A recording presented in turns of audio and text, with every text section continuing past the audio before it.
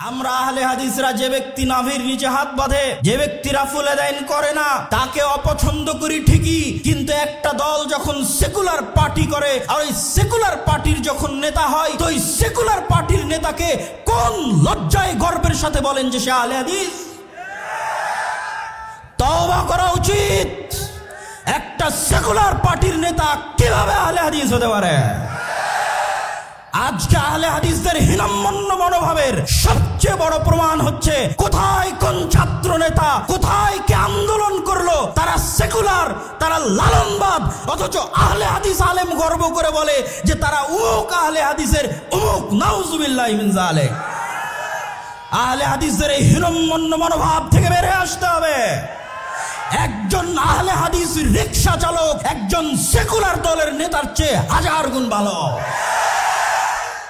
একজন আহলে হাদিস মুচি এবং মজুরি একজন ন্যাশনালিস্ট দলের সেকুলার দলের নেতার চাইতে, ছাত্র আন্দোলনের নেতার চাইতে লক্ষ কোটি গুণে ভালো।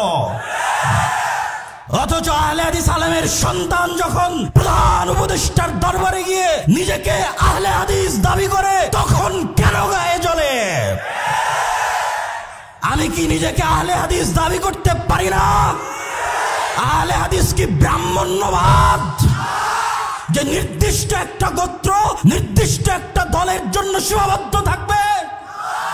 পৃথিবীর আশেপাশে করে উত্তর থেকে দক্ষিণ, পূর্ব থেকে পশ্চিম, যেখানে যারা কোরআন এবং সহিহ হাদিসের মতবাদের উপর অটল থাকবে তারাই আহলে হাদিস।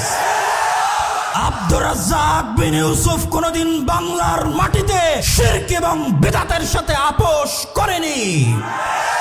আব্দুর রাজ্জাক বিন ইউসুফের সন্তান হিসেবে যদি কোনোদিন শিরক এবং বিদআতের সাথে আপোষ করতে হয়, দাওয়াতি কাজ বন্ধ করে দেব, তবু শিরক এবং বিদআতের সাথে আপোষ করব না। এই আপোষহীন মানসিকতার নাম আহলে হাদিস। আজকে আমি পড়ছিলাম আল্লামা আব্দুল্লাহিল কাফি আল কুরাইশি রাহিমাহুল্লাহর আহলে হাদিস পরিচিতি, সেখানে তিনি তুলে ধরেছেন কেন আজকের আহলে হাদিসরা পিছিয়ে আছে। তার মধ্যে অন্যতম একটি কারণ তিনি তুলে ধরেছেন ইনফেরিয়রিটি কমপ্লেক্স, হীনম্মন্যতায় ভোগা। আজকে আহলে হাদিসদের হীনম্মন্যতায় ভোগার একটা উদাহরণ আপনাকে দেই। সেকুলারিজম এবং ন্যাশনালিজমের বিরুদ্ধে উনি বলেছে, উদাহরণটা বুঝতে হলে একটু সেকুলারিজম বুঝবেন, একটু ন্যাশনালিজম বুঝবেন। উনি বলেছেন কওমিয়াত, কওমিয়াত মানে ন্যাশনালিজম। কওমিয়াতের যে মূর্তি আছে এই মূর্তি আমাদের ভেঙে দিতে হবে। ন্যাশনালিজমের যে মূর্তি আছে এই মূর্তি আমাদের ভেঙে দিতে হবে। সেকুলারিজমের যে মূর্তি আছে এই মূর্তি আমাদের ভেঙে দিতে হবে। এই সেকুলারিজম, এই ন্যাশনালিজম তাগুত এবং শিরকের কাছাকাছি মহা অন্যায় এবং মহা অপরাধ। কিন্তু দুঃখজনক হলেও সত্য কি জানেন, আমরা আহলে হাদিসরা যে ব্যক্তি নাভির নিচে হাত বাঁধে, যে ব্যক্তি রাফুল আদাইন করে না, তাকে অপছন্দ করি ঠিকই, কিন্তু একটা দল যখন সেকুলার পার্টি করে আর ওই সেকুলার পার্টির যখন নেতা হয়, তো ওই সেকুলার পার্টির নেতাকে কোন লজ্জায় গর্বের সাথে বলেন যে সে আহলে হাদিস? তওবা করা উচিত। একটা সেকুলার পার্টির নেতা কিভাবে আহলে হাদিস হতে পারে? আজকে আহলে হাদিসদের হীনম্মন্য মনোভাবের সবচেয়ে বড় প্রমাণ হচ্ছে কোথায় কোন ছাত্র নেতা কোথায় কে আন্দোলন করলো, তারা সেকুলার, তারা লালনবাদ, অথচ আহলে হাদিস আলেম গর্ব করে বলে যে তারা উমুক আহলে হাদিসের উমুক। নাউজুবিল্লাহি মিন যালিক।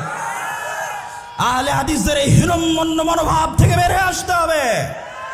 একজন আহলে হাদিস রিকশা চালক একজন সেকুলার দলের নেতার চেয়ে হাজার গুণ ভালো।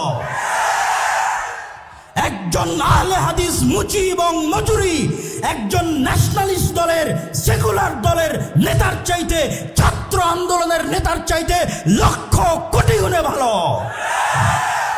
অথচ আহলে হাদিস আলেমের সন্তান যখন প্রধান উপদেষ্টার দরবারে গিয়ে নিজেকে আহলে হাদিস দাবি করে, তখন কেন গায়ে জ্বলে? আমি কি নিজেকে আহলে হাদিস দাবি করতে পারি না? আহলে হাদিস কি ব্রাহ্মণ্যবাদ যে নির্দিষ্ট একটা গোত্র নির্দিষ্ট একটা দলের জন্য সীমাবদ্ধ থাকবে? পৃথিবীর আশেপাশে করে উত্তর থেকে দক্ষিণ, পূর্ব থেকে পশ্চিম, যেখানে যারা কোরআন এবং সহিহ হাদিসের মতবাদের উপর অটল থাকবে তারাই আহলে হাদিস। আব্দুর রাজ্জাক বিন ইউসুফ কোনদিন বাংলার মাটিতে শিরক এবং বিদআতের সাথে আপোষ করেনি। আব্দুর রাজ্জাক বিন ইউসুফের সন্তান হিসেবে যদি কোনোদিন শিরক এবং বিদআতের সাথে আপোষ করতে হয়, দাওয়াতি কাজ বন্ধ করে দেব, তবু শিরক এবং বিদআতের সাথে আপোষ করব না। এই আপোষহীন মানসিকতার নাম আহলে হাদিস। আর একজন আহলে হাদিস আলেমের সন্তান হিসেবে, আহলে হাদিস আকীদার লালনকারী হিসেবে পৃথিবীর যে প্রান্তে আমাকে উপস্থিত করা হোক না কেন, পৃথিবীর যে কোনো জায়গায় আমাকে ডাকা হোক না কেন, সেই প্রত্যেক জায়গায় আমি নিজেকে আহলে হাদিস বলেই পরিচয় দিব।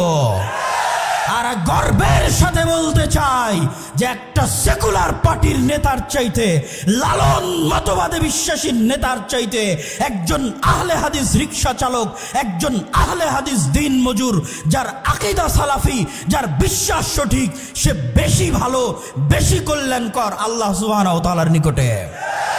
অতএব আহলে হাদিসদেরকে আপোষকামী মনোভাব থেকে বের হয়ে আসতে হবে। এই আপোষকামী মনোভাবের কথা আল্লামা আব্দুল্লাহিল কাফি আল কুরাইশি তার ইনফেরিয়রিটি কমপ্লেক্স আহলে হাদিস পরিচিতি বইয়ের মধ্যে তুলে ধরেছেন। সম্মানিত উপস্থিতি, আহলে হাদিসদের আপোষহীন হতে হবে, নিজেকে নিয়ে গর্ব করতে শিখতে হবে, আহলে হাদিস জাতিকে নিয়ে গর্ব করতে শিখতে হবে। আহলে হাদিস পরিচিতির মধ্যে আহলে হাদিসদের কি দায়িত্ব এবং কর্তব্য তার গুরুত্বপূর্ণ দিক নির্দেশনাও আল্লামা আব্দুল্লাহিল কাফি আল কুরাইশি রাহিমাহুল্লাহ দিয়ে গেছেন। আরও গুরুত্বপূর্ণ দিক নির্দেশনা আল্লামা ইবতিসাম ইলাহি জহির হাফিজাহুল্লাহ তিনি আপনাদের সামনে দিয়ে গেলেন। আমি আমার বক্তব্য দীর্ঘায়িত করছি না, বক্তব্যের শেষে এতটুকুই বলবো, আল্লাহ সুবহানাহু ওয়া তাআলা বলেছেন ওমাই ইয়াকফুর বিত্তাগুত, আগে তাগুতকে অস্বীকার করতে হবে।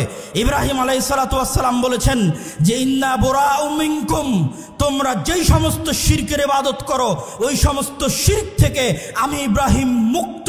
তিনি কোরআনের যেখানে ইব্রাহিম আলাইহিস সালাতু ওয়াস সালামের কথা খুলবেন সেখানে ইব্রাহিম আলাইহিস সালাতু ওয়াস সালাম শিরক থেকে নিজেকে মুক্ত ঘোষণা করেছেন।